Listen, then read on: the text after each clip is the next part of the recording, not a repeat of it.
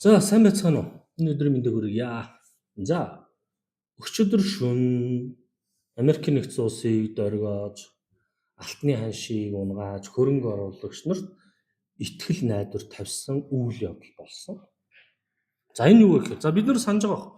4 сарын 2-нд Америкийн нэгдсэн улс одоо энэ те нэг энийг бариад тариф тавьж ирсэн. Яагаад гэхээр Америкийн нэгдсэн улсын гадаад худалдаа тэгээд бусад улсуудад ашигтай бидэрт яагаад ашиггүй байгаа юм бэ?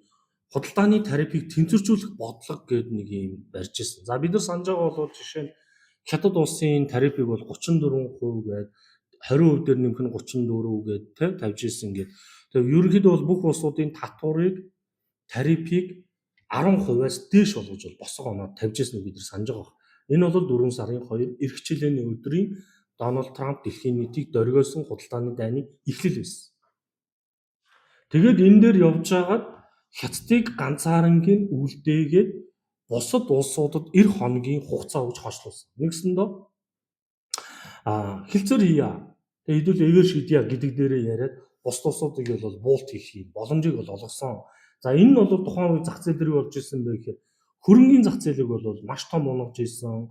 За дээрэс нь одоо энэ олон улсын валютын сан дээрээс нь Goldman Sachs, Stanley Morgan гэдэг ч юм уу эдгээр шинжилгээ хийдэг байгууллагуудын хувьд дэлхийн эдийн засгийн хямрал гэдэг зүйл рүү орчлоо гэдэг бүр хэмжээнд нь авиачдал судалгааг нь өөрчилж ирсэн. Ийм том үйл. Ер нь дэлхийн эдийн засгийн хямрал бүр Монголд хүртэл бол энэ нөлөөлж ирсэн. За тэгтэл өчигдөр 5 сарын 28-нд олон улсын худалдааны шүүх гэж.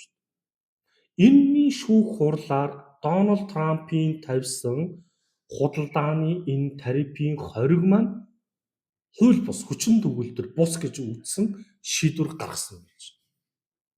За тэгвэл хэдүүлээ яагаад гэсэн бэ гэдэг сонирхол л да. За нэг юм байна. Бид нар энийг өмнө нь ерөнхийдөө анзаарч байгаагүй маань л да. Одоо ийм хууль байд юм байна. Америкийн нэгдсэн улсын. За энэ юу гэдэг хууль вэ гэхээр олон улсын онцгой байдлын эдийн засгийн бүрэн эрхийн тухай хууль гэж байдаг юм байна. Энэ хуулийг 1977 онд анх баталж ирсэн юм байна Америкт. За энэ хууль яадаг хууль вэ гэхээр ерөнхийлөгч гэдэг хүн маань онцгой байдал Америкт үүсэе. За үүнийг дайн байлдаан, терроризмын үйл ажиллагаа болох юм бол гадаад улсуудын хүмүүсийн хөрөнгийг зарцаах, цуцлах, хориглох ийм хуулийн төсөл юм байна. Хууль юм байна. Дональд Трамп тэр одоо энэ байгаа шүү дээ. Улсуудад энэ тариф тогтоосон энэ нөхцөлийг энэ хуулиар үндэслэж тавьсан юм байна. Нэгсэндээ за одоо бидний Монголын улс төрийн сэдэв болов ерхий сайд оюутныг огцруулах хэрэгтэй. Гэтэл бид нар ингээд гар үсэг цуглуулаад байна. Яг энэ хуулийн дагуу хүчин төгөлдөр үгүй байгаа. Хүчин төгөлдөр яаж орж ирэх вэ гэхээр улсын хурлын гишүүний 32 хүн ерхий сайдыг огцруулах саналыг гарын үсэг зурснараа улсын хурлаар хилэлцэнэ. Хилэлцээд олонхын саналаар одоо 51%-аар зөвшөөрөх юм бол огцруулнаа гэдэг юм. Эсвэл бол ерхий сайд өөрөө огцрох хүсэл илгээвэл гэдэг юм. Заавал хуулийн өрөөнд явах хэрэгтэй. Тэгвэл Дональд Трампын тариф тавьж байгаа нөхцөлч гэсэн хуулийн өрөөнд байсан гэж үзэж байгаа. Шүүх ямар шийдвэр гаргасан бэ гэхээр Дональд Трампын энэ доотлол нь 10%, дээшээгээ 40-50% тавьж бүү энэхүү тариф нь энэ хуулиар авч хилэлцэх нөхцөлгүй. Үндсэн хуулиндаа зөвхөн Конгресс л гадаад худалдааны тарифыг шийднэ гэдэг ийм хуультай юм байна. Тэгэнгүүт Дональд Трамп бол энэ хуулийг зөрчсөн өөрөө дур мэдэж гэж үзсэн байна. За ийм зүйл болсон байна. За үр дүнд нь юу болсон юм бэ? Хэлүүлээ сонирхъя те. За энэ алтыг харж байна. Доошоогоо унсан. За энэ бол хөрөнгө оруулагч нарт маш том гэрэл хийгээг бол авчирсан ийм зүйл болсон. За хэдүүлээ юг үзье? Индексийг үзье. Одоо энэ биш. Өчигдрийн хөдөл. Дээшээгээ Nasdaq 100 маань 20,754-тэй байсан. Ханш одоогийн байдлаар 28,800. Бүлөтөн $1000 өссөн гэж. Амар ихтгэл хүлээлгэж. За дараагийнх нь долларын индекс унтсан байсан. За энэ доллар бол юунаас унсан бэ гэдэг бол бид нар өмнө ярьж ирсэн тийм.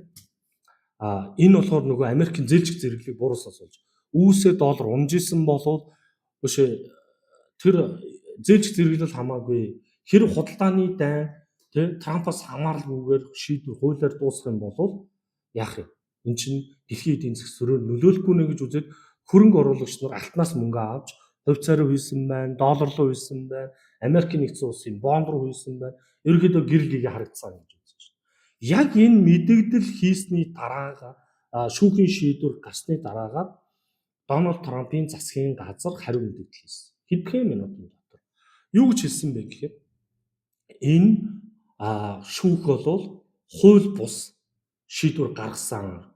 Бид нар дав заалдна гэдэг шийдвэр гаргасан. Тэгэхээр энэ хугацаа дуусаагүй. Тэгвэл хөрөнгө оруулалт итгэл найдвар өгсөн. За засгийн газрынхны хувьд бол хэлж байгаа зүйл нь энэ хуулийг гаргаж бид нар гаргаж ирсэн санаа нь одоо энэ бусад улсуудын манай Америкийн нэгдсэн улсад өгж буй тарифын нөхцөл нь үндэсний аюулгүй байдал нөлөөлж гинэ гэдэг тайлбартаагаар оруулж ирчихлээ. Тэгэхээр дараа нь дээд шатны шүүхэн дээр яаж шийдвэр гарах уу гэдэг нь зах зээл дээр нэлийн том хүлээлтийг үүсгэж байна гэсэн. Одоогор бол ямар ч хэлсэн Дональд Трамп Америкийн засгийн газар ялагдсан байгаа учраас хөрөнгө оруулагчид ээлтэй байна. Хэрв дараагийн шүүхийн шийдвэрээр Дональд Трамп дахин ялагдах юм бол худалдааны дайн бусад улсууд дээр албан ёсоор зогсно. Тэгвэл нэг юм анхаарах. Энэ хууль хятад бас үйлчлэн. Тэгвэл энэ хуулийн дээр хөнгөн цагаан ган автомашин дээр тавьсан тариф бол орохгүй гэсэн ийм нөхцөл байна. Зөвхөн 4 сарын 2-нд тавьсан тарифууд бүгд яах нь канселдах магадaltaй. Дараагийн шүүх хурлаар хэрэгдэх юм бол энэ худалдааны дан албан ёсоор хуулийн хүрээнд бол зогсон болж байна гэсэн. За энэ өнөөдөр мэдээлэл. Ер нь сонирхолтой мэдээлэл үйл явдал өрнөж. Тэгэхээр дараагийн үйл явдал хэрхэн өрнөх үү гэдгийг та бүхэндээ би дараа мэдлэгээр хүргэн илүү дэлгэрэнгүй үзэж сонсохыг хүсвэл subscribe давж лайк хийгээрэй.